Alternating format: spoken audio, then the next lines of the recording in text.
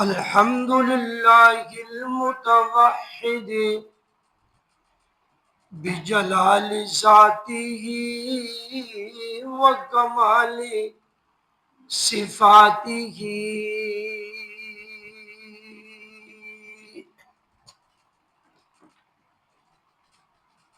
المتقدس في نعوت الجبروت عن شوائب النقص وعلاماته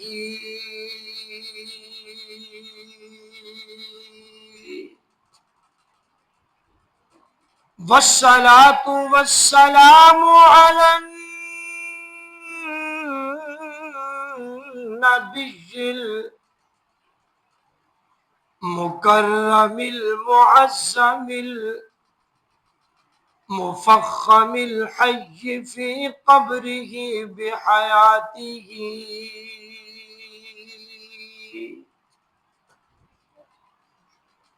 وعلى آله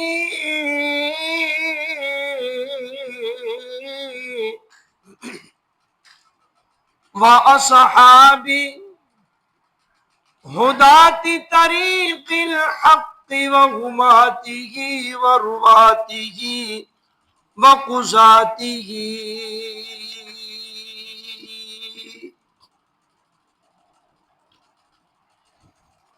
أما بعد فأعوذ بالله من الشيطان الرجيم بسم الله الرحمن الرحيم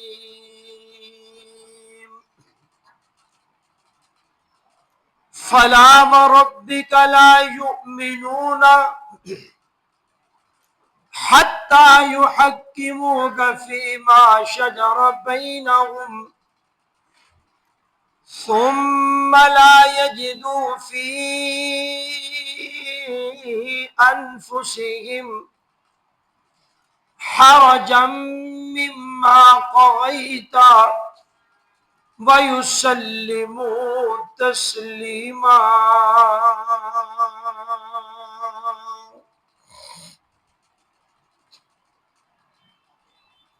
قال رسول الله صلى الله عليه وسلم لا يؤمن أحدكم حتى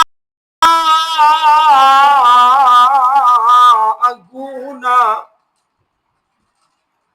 أحب إليه من والده وولده والناس أجمعين. قال رسول الله صلى الله عليه وسلم لا يؤمن أحدكم حتى يحب لأخيه ويحب ما نفسه ما يحب لنفسه أو كما قال عليه الصلاة والسلام. قال رسول الله صلى الله عليه وسلم أما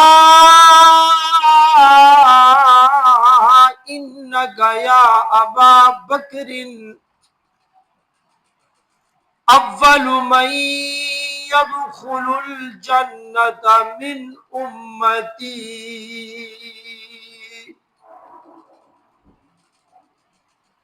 قالوا سبحانك لا علم لنا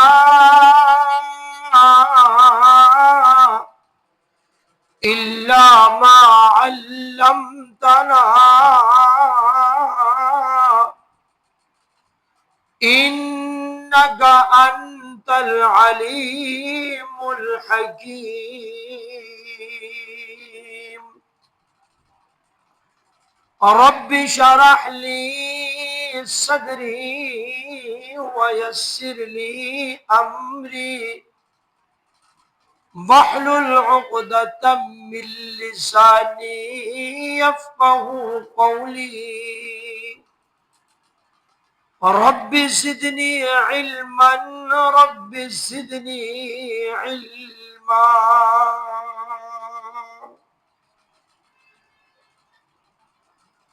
آمنت باللہ صدق اللہ العظیم وصدق رسوله النبی الکریم ونحن على ذلك لمن الشاہدین والشاکرین الحمد للہ رب العالمین. درود پڑھ لیں. صلی علی محمد وعلی آل محمد کما صلیت علی ابراہیم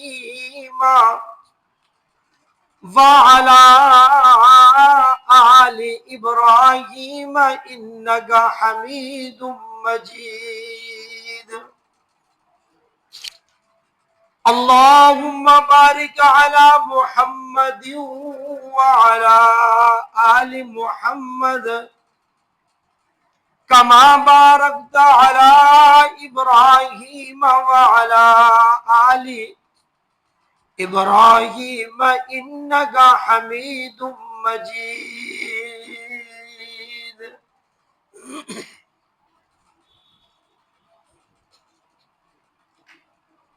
میرے واجب الاحترام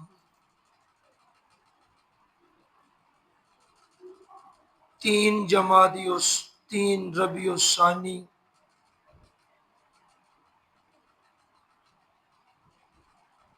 1446 ہجری بمطابق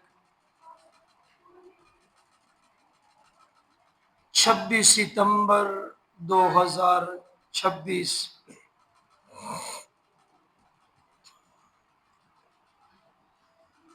گزشتہ کئی جمعۃ المبارک سے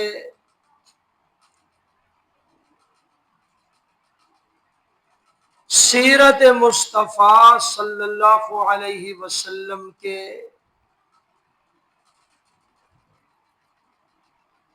مختلف موضوعات پر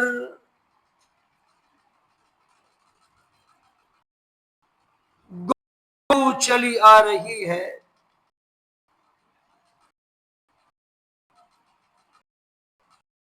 گزشتہ میں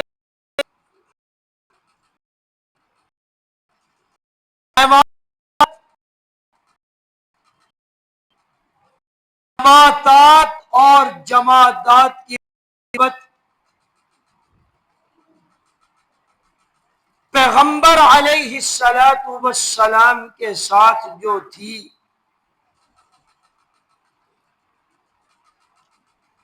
اس پر چند باتیں میں نے آپ کے گوش گزار کی تھی.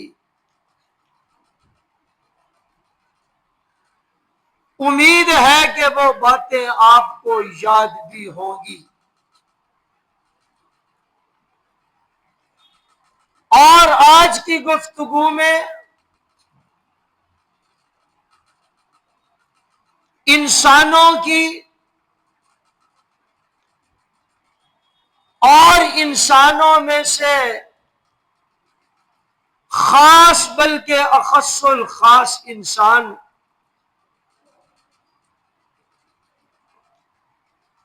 صحابہ اکرام کی حضور کریم علیہ السلام کی محبت پر چند گوش گزار کرنا چاہتا ہوں. حق سبحانہ و تعالی سے استدعا ہے، طلب دعا ہے کہ کلمہ حق کہنے کی، کلمہ حق سننے کی اور کلمہ حق کی تشہیر اور اشاعت کرنے کی ہم سب کو توفیق نصیب فرمائے۔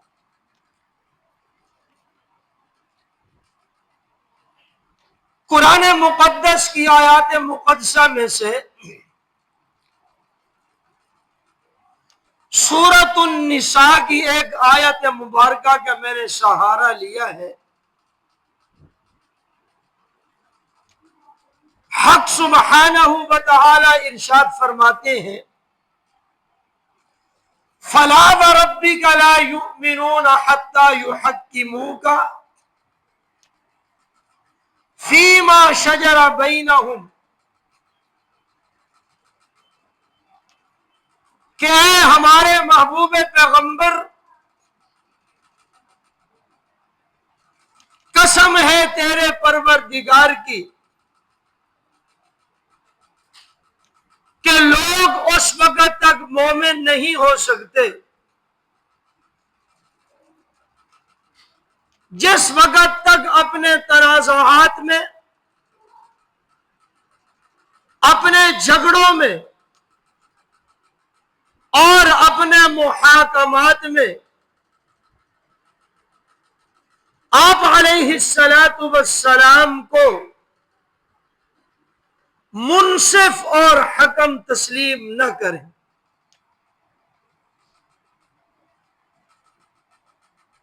اور جو آپ ان کے متعلق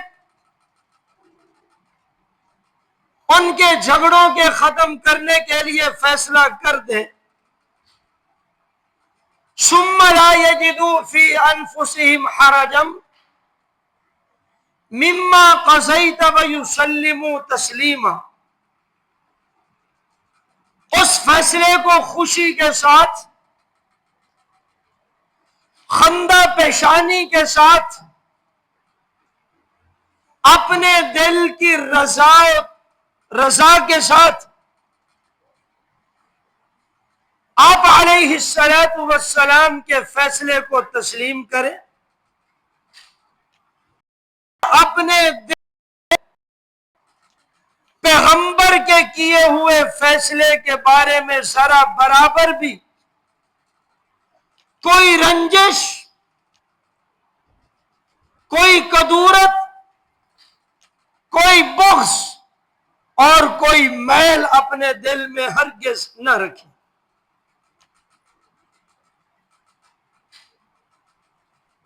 اور لوگوں میں سے صحابہ اکرام یہ وہ ہستیاں ہیں کہ ان کے دل میں علیہ السلام محبت، آپ کی عقیدت اور آپ کا عشق جو ہے وہ بے انتہا بھرا ہوا تھا۔ آپ کے عشق، عقیدت اور محبت کے بغیر صحابہ اکرام کو سکون، آرام، چین اور قرار بھی نہیں آتا تھا۔ اور پھر صحابہ اکرام میں سے سب سے زیادہ عشق اول نمبر کا وہ جلیل القدر صحابی، خلیفہ اول حضرت صدیق اکبر رضی اللہ تعالی عنہ کے قلب مبارک میں پایا جاتا تھا۔ ایک صحابی رسول حضور کے علی علیہ السلام کی خدمت میں حاضر ہوئے اور عرض کرتے ہیں دل کے اندر ایک حسرت، ایک پریشانی رہ جاتی ہے، اگر اس پریشانی کا ازالہ ہو جائے تو فبیہا، بڑی اچھی بات ہے۔ حضور نے فرمایا وہ کون سی پریشانی ہے، وہ کون سا حزن و ملال ہے جو آپ کے دل کو غمگین اور پریشان کرتا ہے؟ صحابی رسول فرماتے ہیں حضرت یہاں دنیا میں آپ کی زیارت کو جی چاہتا ہے، آپ کے دروازے پر پہنچاتے ہیں، آپ کی مسجد میں آ جاتے ہیں، میدان جہاد میں چلے جاتے ہیں، سفر اور حضر میں آ کر آپ علیہ السلام کی زیارت سے مشرف ہو جاتے ہیں، ہماری آنکھوں کو ٹھنڈک حاصل ہو جاتی ہے اور دل جو ہے وہ نور سے معطر ہو جاتا ہے۔ میں سوچتا یہ ہوں آپ بھی انسان ہیں اور ہم بھی انسان ہیں، اور کل قیامت والے دن جنت میں آپ تو جنت کے اعلیٰ ترین مراتب میں ہوں گے، اعلیٰ ترین منصب پر فیض ہوں گے، سب سے اونچا اور اعلیٰ مقام اور درجہ آپ کو ملے گا، اور ہم نیچے ہوں گے۔ وہاں جنت میں اگر آپ کی زیارت کو جی چاہا، وہاں دل چاہا، تو ہم اپنے دل کو آپ کی زیارت سے کیسے قرار دیں گے؟ حضور کریم علیہ السلام نے اپنے صحابی کے جواب میں یہ ارشاد فرمایا، المرء مع من احب، دنیا میں جس شخص کو جس کے ساتھ محبت ہے، آخرت میں اس کا حشر اسی کے ساتھ ہوگا، اس کو اسی کی صحبت نصیب ہوگی، اسی کے ساتھ اٹھنا بیٹھنا ہوگا۔ تو صحابہ کرام فرماتے ہیں نبی پاک صلی اللہ علیہ وسلم کی سچی زبان سے جس وقت ہم نے یہ حدیث سنی، جس دن سے ہم نے یہ فرمان سنا، تو ایمان لانے کے بعد سب سے زیادہ خوشی جتنی ہمیں اس فرمان سے ہوئی ہے، اتنی خوشی کسی اور فرمان سے کبھی نہیں ہوئی۔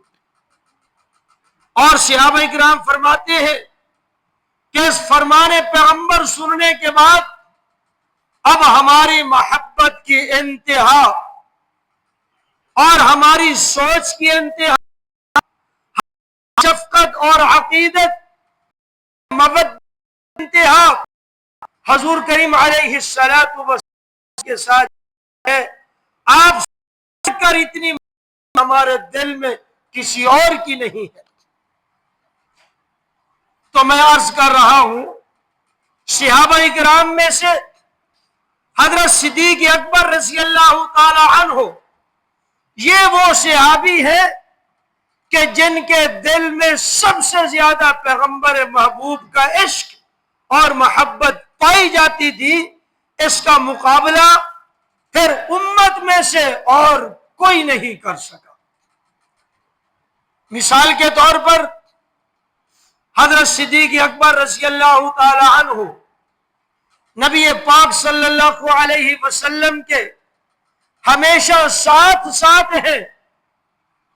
جس وقت پیاری ہجرت کا وقت آیا، اللہ کے محبوب اپنے گھر میں ہیں، حضرت صدیق اکبر رضی اللہ تعالی عنہ اپنے گھر کے اندر موجود ہیں۔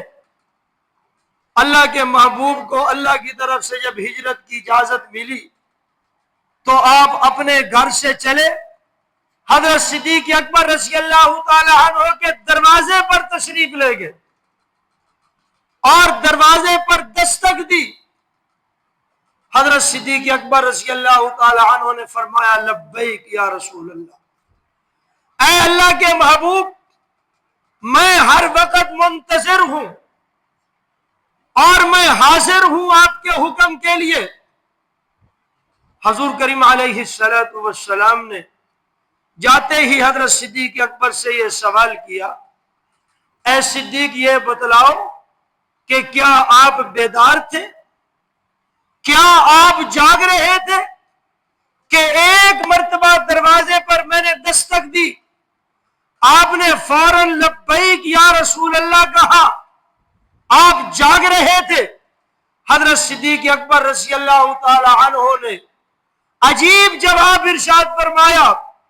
فرمانے لگے حضرت پہلے مسلمانوں نے مکہ سے حبشے کی طرف ہجرت کی اور یہ اب مکہ المکرمہ سے مدینہ منورہ کی طرف ہجرت کا حکم جو ہے وہ آنے والا تھا، اور میرے دل کے اندر اس بات کا انتظار تھا کہ ہو سکتا ہے کسی وقت پیغمبر علیہ السلام کو اللہ رب العزت کی طرف سے ہجرت کا میسج مل جائے، ہجرت کا پیغام مل جائے، ہجرت کا حکم مل جائے.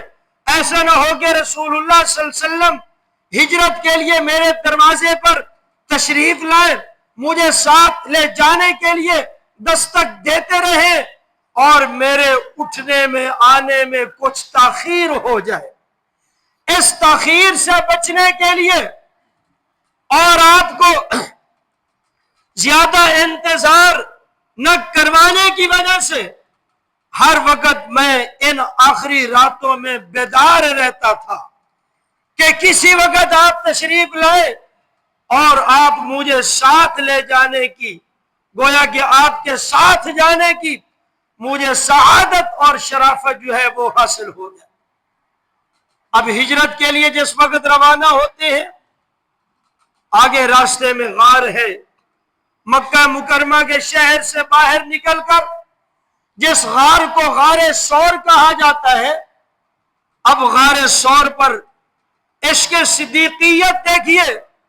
حضور کریم علیہ السلام اس غار ثور کی بلندی پر چڑھ رہے ہیں، لیکن چڑھنے کی یہ حالت ہے کہ آپ اپنے پاؤں کے سہارے نہیں بلکہ اپنے پاؤں کی انگلیوں کے سہارے، پورا پاؤں زمین پر نہیں لگا رہے، اپنے پاؤں کی انگلیوں کے سہارے چڑھ رہے ہیں اور اپنے دونوں ہاتھوں مبارک کو پہاڑ پر ٹیکتے ہیں. یہ منظر ہے آپ کی سعودیت کا، یہ منظر ہے آپ کے چڑھنے کا. حضرت صدیق اکبر رضی اللہ تعالی عنہ نے جس وقت یہ دیکھا کہ پیارے حبیب کی یہ کیفیت ہے، پوچھا حضرت یہ کیوں؟ آپ پورا پاؤں زمین پر کیوں نہیں لگاتے؟ رسول اللہ صلی اللہ علیہ وسلم نے فرمایا اس لیے کہ دشمن ہمارا متلاشی ہے، دشمن ہماری تلاش کے اندر ہے.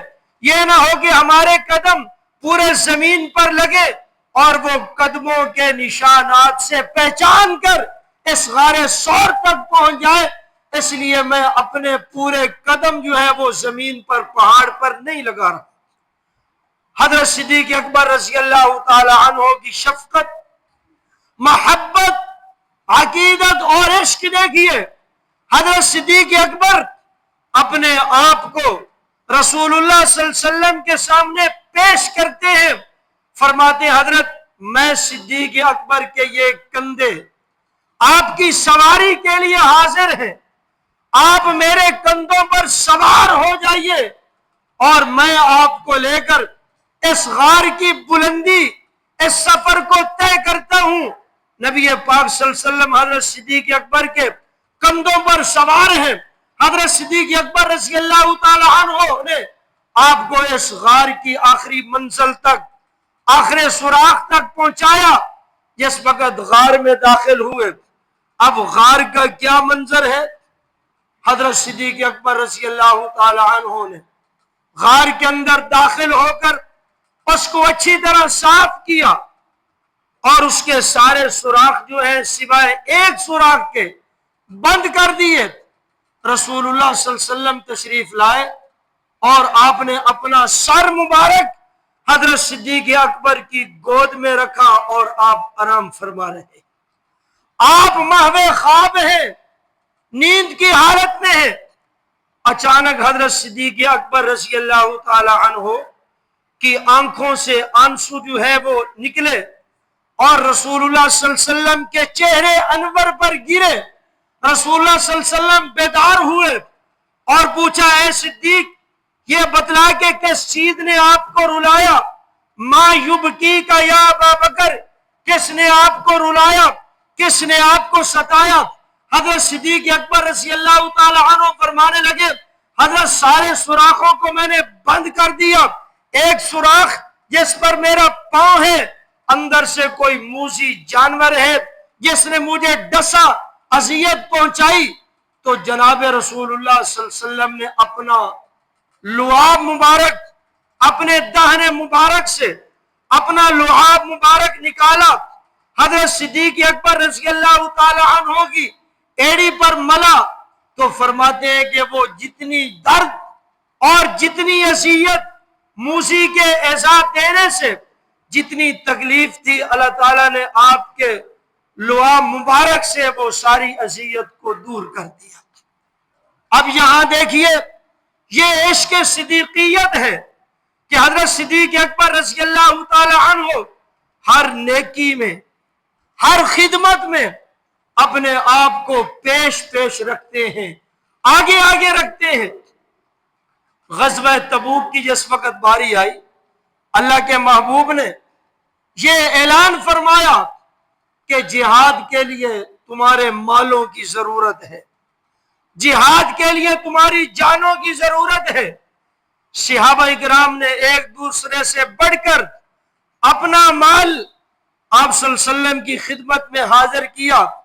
حضرت فاروق اعظم رضی اللہ تعالی عنہ ارشاد فرماتے ہیں کہ میرے دل میں یہ خیال پیدا ہوا، آج رسول اللہ کی خدمت میں غزوہ تبوک کے لیے جو مال دینا ہے، اس مال میں میں سب سے سبقت کر جاؤں گا، میں حضرت صدیق اکبر سے بھی آگے بڑھ جاؤں گا۔ جس وقت سب کا مال آ چکا ہے، پیارے حبیب نے حضرت عمر سے پوچھا، ہے عمر اپنے گھر کا کتنا مال لائے؟ حضرت فاروق اعظم فرماتے ہیں حضرت اپنے گھر میں جتنا مال تھا اس مال میں سے تنصیف کر کے، نصف کر کے آدھا مال اپنے گھر میں رکھا، آدھا مال آپ کی خدمت میں پیش کر دیا۔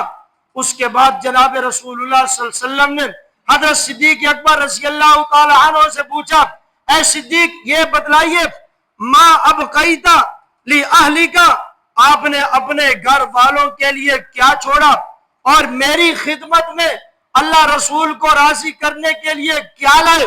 حضرت صدیق اکبر فرماتے ہیں ابقیت لہم اللہ و رسولہ، کہ میں اپنے گھر کا سارا مال جمع کر کے رسول اللہ کی خدمت میں حاضر کر دیا، صرف اللہ اور اللہ کے رسول کا نام جو ہے اس کو اپنے گھر کے اندر چھوڑا ہے۔ دیکھو اس مقام پر بھی حضرت صدیق اکبر رضی اللہ تعالی عنہ پیش ہیں، آگے آگے ہیں۔ حدیث پاک میں ارشاد ہے کہ ایک وہ موقع آیا، سخت گرمی کا مہینہ ہے، اور حضور صلی اللہ علیہ وسلم نے یہ اعلان فرمایا کہ جنت کے اللہ رب العزت نے 8 دروازے بنائے ہیں، اور نماز پڑھنے والے باب الصلاۃ سے داخل ہوں گے، توبہ کرنے والے باب التوبہ سے داخل ہوں گے، روزہ رکھنے والے باب الصوم سے داخل ہوں گے، اور اسی طرح صدقہ خیرات کرنے والے باب الصدقہ سے داخل ہوں گے۔ اور بعض لوگ ایسے بھی ہوں گے کہ قیامت والے دن جنت کے 8 دروازے ان کو بلائیں گے۔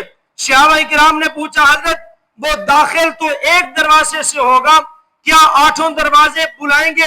ایسا بھی کوئی شخص ہے؟ حضرت صدیق اکبر رضی اللہ تعالی عنہ نے یہ سوال نبی پاک صلی اللہ علیہ وسلم سے کیا، حضرت کوئی ایسا شخص بھی ہوگا کہ جنت کے 8 دروازے اس کو بلائیں گے؟ حضور نے فرمایا ارجو ان تکون منہم، میں محمد کو امید ہے اے صدیق اکبر آپ انہی لوگوں میں سے ہیں، قیامت والے دن جنت کے 8 دروازے آپ کو بلائیں گے۔ اور کیسے کیوں بلائیں گے؟ سخت گرمی کا مہینہ تھا، رمضان المبارک کے روزے نہیں، عام دن تھے۔ حضور صلی اللہ علیہ وسلم نے صحابہ سے سوال کیا حل منکم صائم، یہ بتلاؤ کہ تم میں سے کوئی روزے دار ہے، صاحب روزہ ہے؟ کوئی شخص نہ بولا۔ حضرت صدیق اکبر نے فرمایا حضرت میں روزے سے ہوں۔ پھر نبی پاک صلی اللہ علیہ وسلم نے دوسرا سوال کیا، یہ بتلاؤ کہ آج تم میں سے کسی نے بھوکے کو کھانا کھلایا ہے؟ جواب نہ دارن، جواب نہ آیا۔ حضرت صدیق اکبر فرماتے حضرت میں نے آج ایک بھوکے کو کھانا کھلایا. رسول اللہ صلی اللہ علیہ وسلم تیسری مرتبہ پوچھتے ہیں آج کسی نے کسی کی بیمار پرسی کی ہے؟ کوئی جواب نہیں آیا. حضرت صدیق اکبر فرماتے ہیں حضرت آج ایک بیمار کی میں نے بیمار پرسی بھی کی ہے. چوتھی مرتبہ نبی پاک صلی اللہ علیہ وسلم نے سوال کیا آج تم میں سے کسی نے کسی مسلمان کے جنازے کی اتباع کی ہے، جنازہ پڑھا ہے؟ کوئی جواب نہ آیا. حضرت صدیق اکبر نے فرمایا حضرت میں نے ایک مسلمان کا نماز جنازہ بھی پڑھا ہے. تو حضرت صدیق اکبر وہ صحابی ہے جن کو اپنے محبوب کے ساتھ اتنی عقیدت، اتنی محبت، اتنا عشق ہے کہ رسول اللہ صلی اللہ علیہ وسلم پوچھتے چلے گئے، صحابی اپنی نیکی کو بتاتے چلے گئے، رسول اللہ پوچھے اور صحابہ جواب نہ دے. یہ پیارے آقا کی بے ادبی ہے. تو ہر نیکی کے اندر حضرت صدیق اکبر ہمیشہ پیش رہتے تھے. اور ایک وہ مقام آیا کہ نبی پاک صلی اللہ علیہ وسلم تشریف فرما ہے اور حضرت صدیق اکبر بھی تشریف فرما ہے. حضور نے فرمایا دنیا کے اندر خاص طور پر 3 چیزیں ایسی ہیں جو میری بڑی محبوب ہے، میں محمد ان سے محبت کرتا ہوں. آپ صلی اللہ علیہ وسلم نے سب سے پہلے نمبر پر فرمایا کہ العطر، خوشبو کے ساتھ مجھے بڑی محبت ہے. اور دوسرے نمبر پر فرمایا کہ میری محبوب چیز الامرأۃ الصالحہ، نیک بیوی ہے. اور تیسرے نمبر پر آپ علیہ السلام نے ارشاد فرمایا کہ دنیا میں سب سے محبوب چیز جو ہے وہ مجھے نماز ہے، کیونکہ رب تعالیٰ نے میں محمد کے آنکھوں کی ٹھنڈک جو ہے وہ نماز کے اندر رکھی ہے. خوشبو میری محبوب چیز ہے اور نیک صالح بیوی جو ہے وہ بھی محبوب چیز ہے اور نماز بھی میری محبوب چیز ہے. میری آنکھوں کی ٹھنڈک اس کے اندر ہے. حضرت صدیق اکبر رضی اللہ تعالی عنہ نے جس وقت رسول اللہ صلی اللہ علیہ وسلم کی ان 3 محبوب چیزوں کا ذکر سنا تو حضرت صدیق اکبر فرمانے لگے حضرت میرے دل کے اندر بھی 3 چیزیں ہیں. ان میں سب سے پہلی چیز یہ ہے کہ آنکھیں میری ہو اور رخ انور آپ کا ہو. آنکھیں میری ہو اور چہرہ اقدس آپ کا ہو. ہمیشہ میری آنکھیں صدیقیت، جناب رسول اللہ صلی اللہ علیہ وسلم کے چہرے کا دیدار اور زیارت کرتی رہے. یہ سب سے پہلی چیز ہے. پھر حضرت صدیق اکبر نے دوسری چیز شمار کی، اے میرے محبوب میرا دل یہ چاہتا ہے کہ میں صدیق اکبر کی بیٹی ہو، محمد الرسول اللہ کے نکاح کے اندر ہو. پھر حضرت صدیق اکبر نے یہ فرمایا حضرت میرا دل چاہتا ہے کہ مال صدیق کا ہو، خرچ کرنے والا میرا محبوب ہو. کہ 3 چیزیں اگر رسول اللہ کو محبوب ہیں تو 3 ہی چیزیں حضرت صدیق اکبر رضی اللہ تعالی عنہ کو بھی محبوب ہے. حضرت صدیق اکبر رضی اللہ تعالی عنہ یہ وہ شخصیت ہے جس وقت مکہ مکرمہ سے ہجرت کر کے مدینہ منورہ پہنچتے ہیں. دونوں ہستیاں جناب رسول اللہ صلی اللہ علیہ وسلم حضرت صدیق اکبر جس وقت مدینہ جا کر پہنچتے ہیں تو وہاں حالت یہ ہے حضرت صدیق اکبر نے سر سے لے کر پاؤں تک اپنی پوری وضع، قطع، چال، گفتار، رفتار، اپنا لباس، شکل و صورت، یہ سب کچھ سنت کے عین مطابق ڈالا ہوا ہے. اور وہاں مدینہ کے لوگ رسول اللہ صلی اللہ علیہ وسلم کو انہوں نے دیکھا ہوا نہیں. بعض ایسے لوگ ہیں جو آپ کو پہچانتے نہیں، پتہ نہیں چلتا آقا کون ہے، پتہ نہیں چلتا شیخ کون ہے، مرید کون ہے، پیر کون ہے، مرید کون ہے، استاذ کون ہے، شاگرد کون ہے. تو آنے والے بعض لوگ سب سے پہلے حضرت صدیق اکبر کو آ کر سلام کرتے، ان کے سامنے جھکتے ہیں.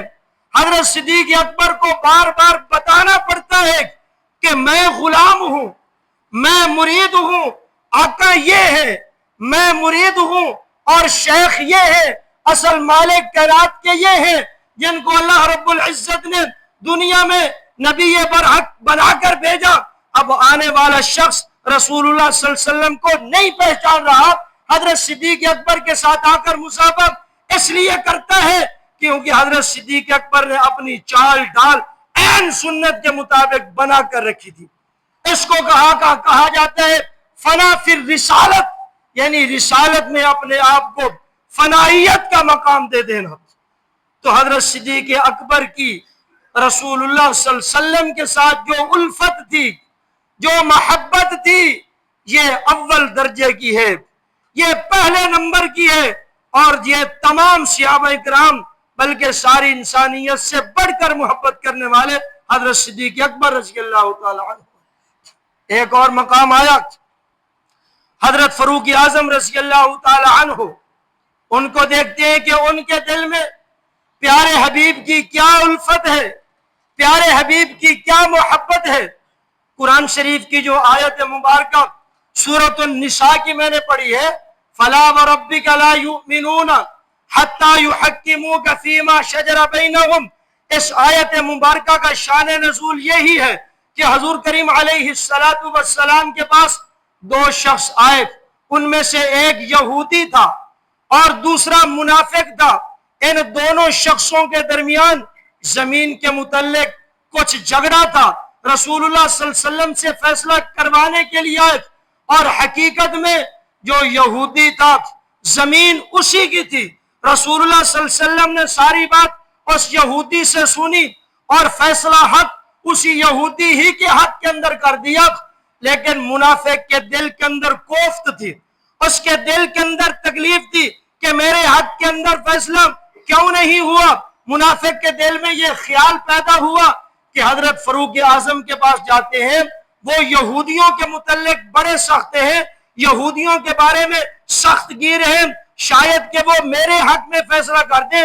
اب یہ یہودی اور بشیر نامی منافق یہ دونوں مل کر حضرت فاروق اعظم رضی اللہ تعالی عنہ کے پاس جاتے ہیں، ان سے اپنا فیصلہ اپنی زمین کے بارے میں کروانا چاہتے ہیں۔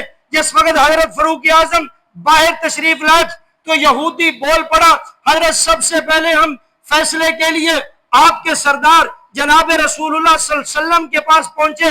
رسول اللہ صلی اللہ علیہ وسلم نے ہمارا جھگڑا سنا اور ہمارے تنازع کے اندر محاکمہ اور فیصلہ پیش کر دیا، لیکن اس منافق کو وہ فیصلہ منظور نہ ہوا۔ حضرت فاروق اعظم رضی اللہ تعالی عنہ دونوں کی بات سن کر اپنے گھر تشریف لے گئے، اور اپنی تلواروں میں سے جو تیز ترار قسم کی تلوار تھی اس کو اٹھا کر لائے اور بشیر نامی منافق کا سر قلم کر دیا۔ فاروق اعظم فرمانے لگے کہ جس شخص کو رسول اللہ کا فیصلہ منظور نہیں، اس کے متعلق فیصلہ پھر عمر کی تلوار آ کر کرے گی۔ یہ معنی ہے فَلَا وَرَبِّكَ لَا يُؤْمِنُونَ حَتَّى يُحَكِّمُوكَ فِي مَا شَجَرَ بَيْنَهُمْ۔ اللہ رب العزت قسم اٹھا کر فرماتے ہیں کہ قسم ہے تیرے پروردگار کی، لا یؤمنون، وہ لوگ اس وقت تک صاحب ایمان نہیں ہو سکتے، حتی یحکموک فیما شجر بینہم، جب تک اپنے تنازعات میں آپ صلی اللہ علیہ وسلم کو اپنا منصف اور اپنا حکم تسلیم نہ کریں۔ عام طور پر عربی زبان میں دو لفظ استعمال ہوتے ہیں، ایک حاکم اور ایک حکم۔ حاکم اس کو کہا جاتا ہے جس کا حکم آدمی مجبور ہو کر مانتا ہے، دل بسا اوقات نہیں چاہتا، لیکن حاکم کی جابریت ہوتی ہے، خوف کی وجہ سے، ڈر کی وجہ سے جس کے حکم کو تسلیم کیا جائے اس کو حاکم کہا جاتا ہے، اور حکم اس کو کہتے ہیں کہ جس کا حکم انسان اپنے دل کی خوشی کے ساتھ مانتا ہے، اپنے دل کی رضا کے ساتھ مانتا ہے۔ رسول اللہ صلی اللہ علیہ وسلم کو اس آیت مبارکہ میں اللہ رب العزت نے حاکم نہیں قرار دیا کہ مجبور ہو کر انسان آپ کا حکم مانے، بلکہ رسول اللہ صلی اللہ علیہ وسلم کو اللہ رب العزت نے منصف اور حکم قرار دیا کہ ہر انسان اپنے دل کی رضا اور خوشی کے ساتھ رسول اللہ کا حکم مانتا ہے۔ یہ ہو ہی نہیں سکتا کہ صاحب ایمان ہو جائے اور اس کے بعد رسول اللہ کی بات ماننے کو جی نہ چاہے، یہ سوال ہی نہیں پیدا ہوتا۔ یہ حضرت فاروق اعظم کی رسول اللہ صلی اللہ علیہ وسلم کے ساتھ ایک محبت تھی کہ آپ کے فیصلے کے بعد اور کسی کا فیصلہ جو ہے وہ تسلیم کرنے کے لیے حتمی طور پر ہرگز نہیں ہے۔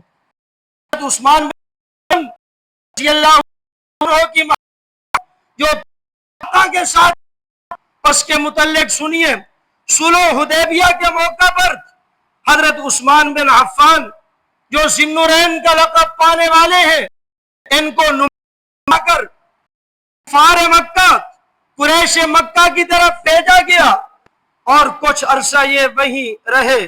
صحابہ کرام کے دل میں رنج اور ملال پیدا ہوا، شک پیدا ہو گیا کہ شاید عثمان بن عفان رضی اللہ تعالی عنہ کو اہل قریش نے محصور کر لیا، مبعوث کر لیا، گرفتار کر لیا۔ اور بعض صحابہ یہ آپس میں کہنے لگے کہ حضرت عثمان بن عفان تو بڑے خوش قسمت ہیں، ہمیں تو عمرے کی سعادت سے یہاں مقام حدیبیہ پر روک دیا گیا، لیکن عثمان بن عفان رضی اللہ تعالی عنہ کو وہاں نمائندہ بنا کر مکہ کے اندر بھیج دیا گیا، وہ خوش قسمت ہیں، بیت اللہ شریف کا طواف کر کے آئیں گے، بیت اللہ شریف کو ہاتھ لگا کر آئیں گے۔ یہ بات صحابہ کرام نے جس وقت باتیں کی، نبی پاک صلی اللہ علیہ وسلم کے پاس یہ بات پہنچی، جناب رسول اللہ صلی اللہ علیہ وسلم نے فرمایا ایسا ہو ہی نہیں سکتا کہ عثمان میرے بغیر طواف کر لے، ایسا ہو ہی نہیں سکتا کہ عثمان بن عفان میں محمد کے بغیر بیت اللہ شریف کا طواف کر کے آئے۔ جس وقت عثمان بن عفان وہاں سے واپس آزاد ہو کر آئے، رسول اللہ صلی اللہ علیہ وسلم نے اور صحابہ کرام نے پوچھا حضرت آپ نے طواف کیا؟ فرمانے لگے کہ قریش مکہ نے طواف کے لیے بار بار اصرار کیا کہ پچھلوں کو روک دیا گیا، آپ یہاں آگے بیت اللہ کو ہاتھ لگائے، بیت اللہ شریف کے گرد گھومیں اور طواف کی سعادت حاصل کریں۔ حضرت عثمان بن عفان کہنے لگے کہ خدا کی قسم اگر میں عثمان ذی النورین کو وہاں ایک سال بھی وہ لوگ روک دیتے تو پھر بھی رسول اللہ کے بغیر میں طواف نہیں کر سکتا تھا۔ یہ اس صحابی کی محبت ہے۔ اور ایک اور مقام آیا کہ نبی پاک صلی اللہ علیہ وسلم، حضرت ابوبکر صدیق اور اسی طرح حضرت فاروق اعظم، یہ تینوں ہستیاں، یہ تینوں شخصیات مل کر حضرت عثمان بن عفان کے گھر جانا چاہتے ہیں، ان کے دعوت کو کرنا چاہتے ہیں۔ حضرت عثمان بن عفان رضی اللہ تعالی عنہ یہ بھی ساتھ ساتھ ہیں۔ رسول اللہ صلی اللہ علیہ وسلم جب اپنے گھر سے چلے تو یہاں سے حضرت عثمان بن عفان نے نبی پاک صلی اللہ علیہ وسلم کے قدموں کو شمار کرنا شروع کیا اور اپنے گھر تک رسول اللہ کا ہر قدم مبارک شمار کرتے رہے۔ بعد میں صحابہ نے پوچھا اے عثمان، ہم تو رسول اللہ کے دیدار کے اندر محو تھے، آپ رسول اللہ کے قدموں کی طرف آپ کی نظر تھی، آپ نے پہلا قدم اٹھایا، آپ نے اس کو شمار کیا، حضور نے دوسرا قدم اٹھایا، آپ نے اس کو شمار کیا، حضور نے تیسرا قدم اٹھایا، آپ نے اس کو شمار کیا۔ یہ سارے قدموں کو آپ شمار کیوں کر رہے تھے؟ عثمان ذی النورین رضی اللہ تعالی عنہ فرمانے لگے کہ جناب رسول اللہ صلی اللہ علیہ وسلم مبارک با سعادت ہستی ہیں، آج میرے گھر میں اتنی مقدس اور پاکیزہ ہستی تشریف لائی ہے، اور آپ کی آمد سے پہلے میں نے یہ نیت کی تھی کہ رسول اللہ صلی اللہ علیہ وسلم کے گھر سے لے کر میرے گھر تک آپ کے آنے میں جتنے قدم لگیں گے محمد الرسول اللہ کی محبت میں ہر قدم کے بدلے میں ایک غلام کو آزاد کروں گا۔ یہ ان لوگوں کی محبت تھی۔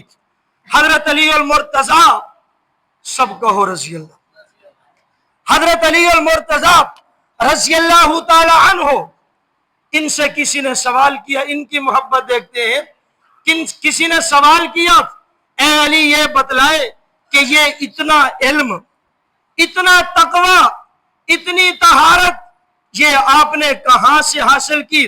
ھذا العلم وھذا المقام من این خستک، یہ علم، مقام، تقوی آپ نے کہاں سے حاصل کیا؟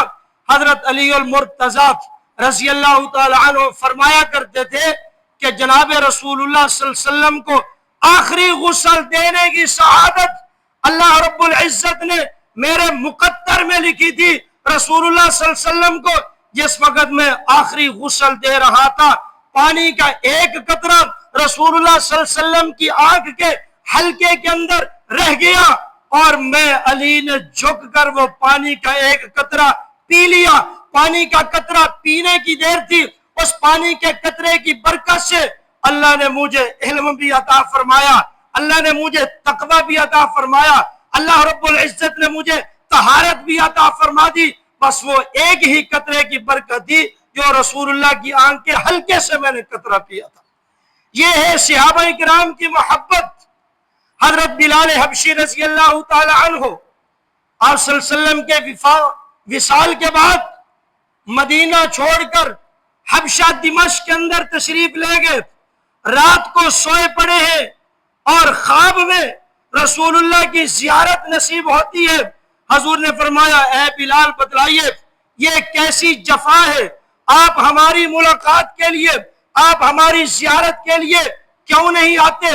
حضرت بلال حبشی رات کو بیدار ہوتے ہیں، اپنی بیوی کو جگاتے ہیں، فرماتے ہیں کہ رسول اللہ کی زیارت ہوئی، ایک لمحہ کے لیے یہاں میں رک نہیں سکتا۔ اپنی تیز اونٹنی تیار کی، اس پر سوار ہوئے، مدینہ منورہ میں داخل ہوئے اور سب سے پہلے رسول اللہ کے روضے اطہر پر آ کر حاضری دی اور صحابہ کرام فرط محبت میں آپ سے کہتے ہیں کہ آپ وہ اذان سنا دیں۔ حضرت بلال حبشی فرماتے ہیں کہ وہ اذان اگر میں سناتا ہوں مجھ سے برداشت نہیں ہوگی۔ حسنین کریمین کی سفارش ڈالی گئی، حسنین کریمین کی سفارش حضرت بلال حبشی رضی اللہ تعالی عنہ نے قبول فرمائی۔ جس وقت اذان دینی شروع کی تو مدینے کے سارے لوگ باہر نکل آئے، حتیٰ کہ پردہ دار خواتین بھی باہر نکل آئی۔ جو بات آپ کو بتانا چاہتا ہوں وہ یہ ہے کہ ایک عورت، ایک خاتون نے اپنا ایک چھوٹا معصوم بچہ اپنی چھاتی کے ساتھ لگایا ہوا ہے۔ اس بچے نے جس وقت اذان بلالی سنی تو اپنی ماں سے پوچھتا ہے اے اماں یہ مؤذن رسول تو وہی ہے جو رسول اللہ کے زمانے کے اندر اذان دیتا تھا، یہ تو کچھ وقت کے بعد آ چکا ہے، اے اماں یہ بتلائیے اس کے بعد رسول اللہ۔ یہ ان لوگوں کی، گویا کہ مردوں کی، عورتوں کی اور بچوں کی محبت جناب رسول اللہ صلی اللہ علیہ وسلم کے ساتھ اس قدر تھی۔ حضرت حسان بن ثابت رضی اللہ تعالی عنہ یہ شاعر پیغمبر کہلاتے ہیں، یہ اشعار پڑھا کرتے تھے۔ ما احسن منک لم تر قط عینی واجمل منک لم تلد النساء خلقت مبرئا من کل عیب کانک قد خلقت کما تشاء۔ فرماتے ہیں آج تک میری آنکھ نے رسول اللہ سے بڑھ کر کسی حسین کو دیکھا نہیں، اور آج تک کائنات کی کسی ماں نے اس بچہ سے حسین کوئی بچہ جنا نہیں، اور اللہ رب العزت نے گویا کہ آپ کو آپ کی مرضی کے مطابق پیدا کیا، اور یہ ہستی تو وہ ہے جس کو ہر عیب سے پاک پیدا کیا گیا۔ حضرت حسان بن ثابت آپ کے چہرے اقدس کی زیارت بھی کرتے ہیں اور یہ اشعار بھی پڑھتے ہیں، اور صحابہ کرام کے دل میں اس قدر محبت تھی کہ وہ لوگ جس وقت صبح بیدار ہوتے ہیں تو ہر چیز دیکھنے سے پہلے، ہر ایک کی زیارت چیز دیکھنے سے پہلے رسول اللہ کے دروازے پر آتے ہیں اور آ کر سب سے پہلے آپ ہی کی زیارت کرتے ہیں۔ اور بعض صحابہ کرام ایسے بھی تھے کہ جنہوں نے قسمیں اٹھا رکھی تھی کہ صبح بیدار ہو کر جب سے رسول اللہ کی زیارت نہ کرے اس وقت تک ہم کسی کی زیارت نہیں کریں گے۔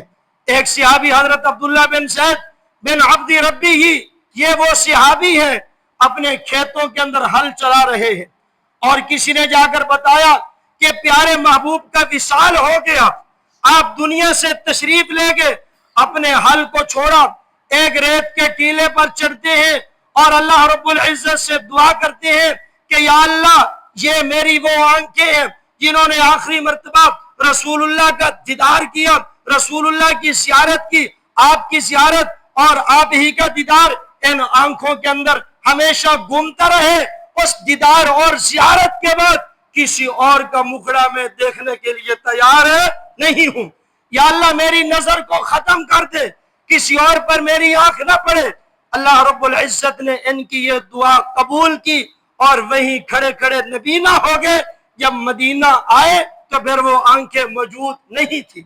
غزوہ احد کے میدان میں ایک وہ صحابی ہیں کہ جن کو بہت زیادہ تیر لگے، زمین پر گرے اور زیادہ خون نکلنے کی وجہ سے قریب المرگ ہو گئے۔ دوسرے صحابی نے پوچھا آپ کی کوئی آخری تمنا، کوئی آخری خواہش ہے تو ظاہر کیجئے۔ یہ صحابی فرماتے ہیں زخموں کی حالت میں، زخموں سے چور ہیں، فرماتے ہیں میری آخری خواہش یہی ہے کہ رسول اللہ کا چہرہ انور ایک مرتبہ دیکھ لوں۔ اس صحابی مجاہد نے اس زخمی مجاہد کو اپنے کندھے پر اٹھایا اور غزوہ بدر میں جس جگہ پر رسول اللہ کا خیمہ تھا وہاں جا کر پہنچا دیا۔ رسول اللہ صلی اللہ علیہ وسلم کے قدموں کے اندر اس صحابی جو زخمی تھے ان کو لٹا دیا اور ساتھ بتا دیا کہ یہ وہ ہستی ہے جن کا چہرہ تو آخری وقت دیکھنا چاہتا ہے۔ بس یہی بتایا تو وہ زخمی صحابی ان کے بدن میں بجلی کی طرح ایک قوت، ایک طاقت پیدا ہو گئی، حرکت کی، صحت یاب ہو گئے، رسول اللہ کے چہرے کی زیارت کی اور فوراً اپنی جان جو ہے وہ جان آفرین کے حوالے کر دی۔ تو صحابہ کرام کی یہ تمنا ہوتی تھی، ساری کائنات سے بڑھ کر حضور سے سب سے زیادہ محبت کرنے والے صحابی حضرت صدیق اکبر رضی اللہ تعالی عنہ ہیں۔ اللہ تعالیٰ ان جیسی محبت ہمیں بھی نصیب فرمائے۔ وآخر دعوانا